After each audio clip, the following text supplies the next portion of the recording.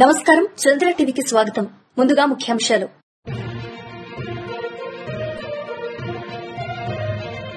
ఉచిత గాలికుంట వ్యాధి నిరోధక టీకాలు కార్యక్రమం.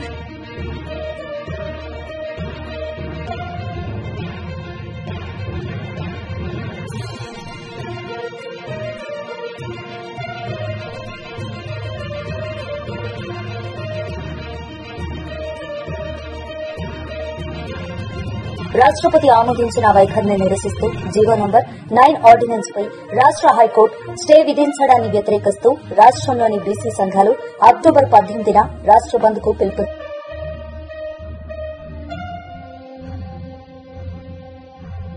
బోధన్పట్టణం నర్సాపూర్ 4వ వార్డులో తెలంగాణ ప్రభుత్వం పశు వైద్య మరియు పశు సంవర్ధక శాఖ ఉచిత గాలికుంట వ్యాధి నిరోధక టీకాలు కార్యక్రమం తేదీ 15/10/2025 బోధన్ మండలంలోని నర్సాపూర్ గ్రామంలో ఉచిత గాలికుంట వ్యాధి నిరోధక టీకాల కార్యక్రమం దూడలకు నట్టల నివారణ మందుల పంపిణీ మరియు పశువులకు గర్భకోశ చికిత్స శిబిరం నిర్వహించడం జరిగింది. కార్యక్రమానికి ముఖ్య అతిథిగా బోధన్ సబ్ కలెక్టర్ శ్రీ వికాస్ మహతో గారి విచ్చేసి కార్యక్రమానికి ప్రారంభించారు. గాలికుంట వ్యాధి నిరోధక టీకాలు రైతులకు తెలియజేశారు. అలాగే రైతులకు మందులు అందజేశారు.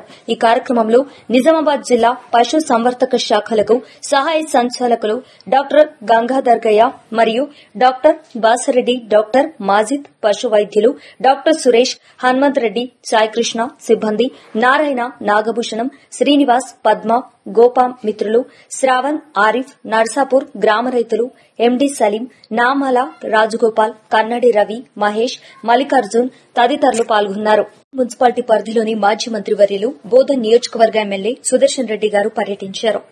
బోధన్ మున్సిపాలిటీ పరిధిలోని హనుమాన్ టెక్డి, గన్స్, పోస్టాఫీస్, రాకస్పేటలో క్షేత్రస్థాయిలో పర్యటించి ఏరియాలో తాగునీరు, రోడ్లు, మురికి కాలువలు, పారిశుద్ధ్యం తదితర అంశాలపై మున్సిపల్ మరియు ప్రజారోగ్య ఇంజనీరింగ్ శాఖ అధికారులతో సమీక్ష సమావేశం నిర్వహించడం జరిగింది.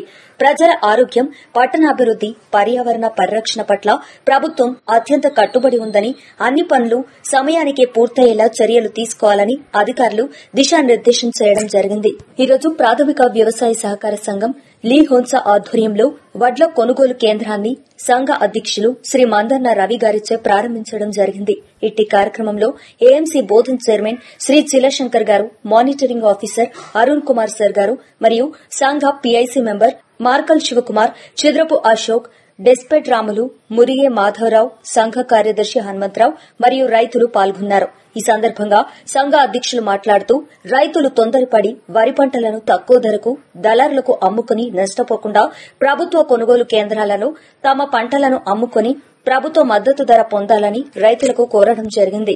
గ్రామ రైతుల సౌకర్యాల కోసం ఈరోజు వడ్ల కొనుగోలు సెంటర్ను మరి ముఖ్య అతిథిగా మిత్రులు మార్కెట్ కమిటీ చైర్మన్ శంకర్ గారు, అలాగే మా క్లస్టర్ ఆఫీసర్ రవీంద్రరెడ్డి గారు, మరి రైతు సోదరులందరి ఆధ్వర్యంలో, మా పాలకవర్గ సభ్యులందరి ఆధ్వర్యంలో ఈరోజు ఘనంగా మరి ఈ యొక్క కాంట ప్రారంభోత్సవ కార్యక్రమం జరుపుకున్నాం.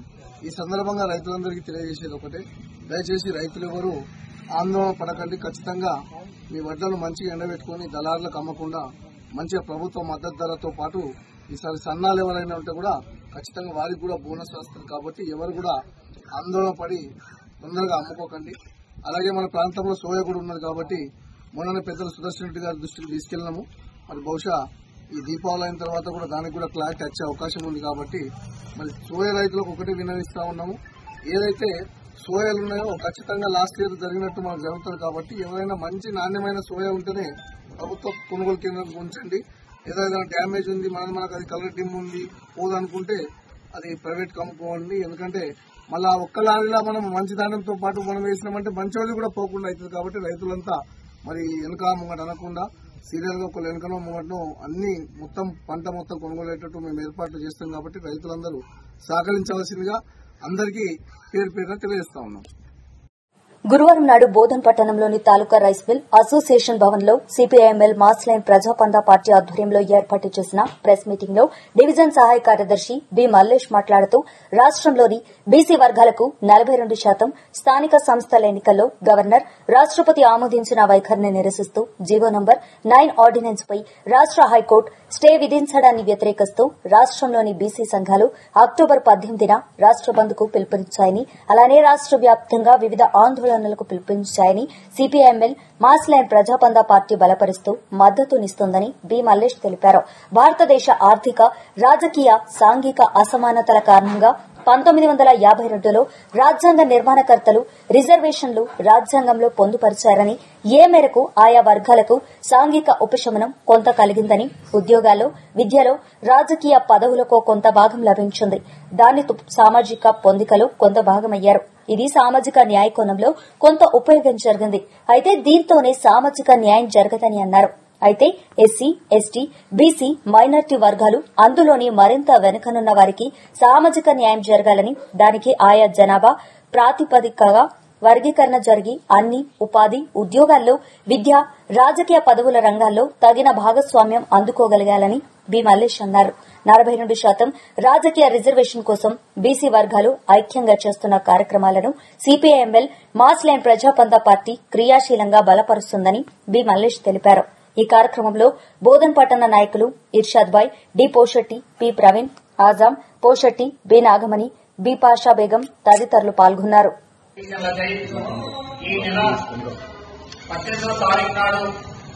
రాష్ట్ర బంధు పిలుపు ఏదైతే బీసీ సంఘాల పిలుపున్నదో ఆ బీసీ సంఘాల పిలుపుని మా CPIML mass line Prajapantha party సంపూర్ణ మద్దతును తెలియజేస్తుంది. బీసీల న్యాయమైనటువంటి డిమాండ్లు జనాభా ప్రాతిపదిక ప్రకారం 47% ఏదైతే ఉందో అది చాలా న్యాయమైనటువంటిది. కుల గణన అనేటటువంటిది లెక్కలు చేసి ఆ జనాభా ప్రాతిపదిక పైన ఏదైతే ఇచ్చారో దాని ప్రకారం ఈ రిజర్వేషన్లు, లోకల్ రిజర్వేషన్లు కానీ, స్థానిక సంస్థలకు జరిగే ఎన్నికలు కానీ, అదేవిధంగా విద్య, ఉద్యోగ అవకాశాలలో కూడా బీసీలకు రిజర్వేషన్ అనేటటువంటి దాన్ని అమలు చేయాలని చెప్పి నేను కూడా దాని చేస్తున్న పోరాటానికి మా సిపిఐఎంఎల్ ప్రజాపందా పార్టీ సంపూర్ణ మద్దతు తెలియజేస్తుంది. 18వ తారీఖు నాడు జరిగేటటువంటి బంద్కు మా పార్టీ సంపూర్ణంగా వాళ్ళు చేసే పోరాటానికి మేము మద్దతునిస్తున్నామని చెప్పి తెలియజేస్తున్నాం. వార్తలు ముగించే ముందు ముఖ్యాంశాలు మరోసారి.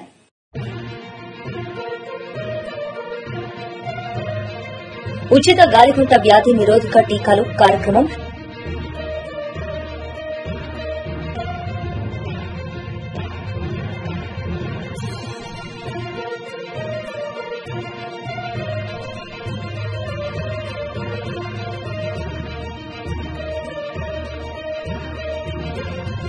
రాష్ట్రపతి ఆమోదించిన వైఖరిని నిరసిస్తూ జీవో నంబర్ 9 ఆర్డినెన్స్ పై రాష్ట హైకోర్టు స్టే విధించడాన్ని వ్యతిరేకిస్తూ రాష్ట్రంలోని బీసీ సంఘాలు అక్టోబర్ 18న రాష్ట్ర బంద్ కు పిలుపు.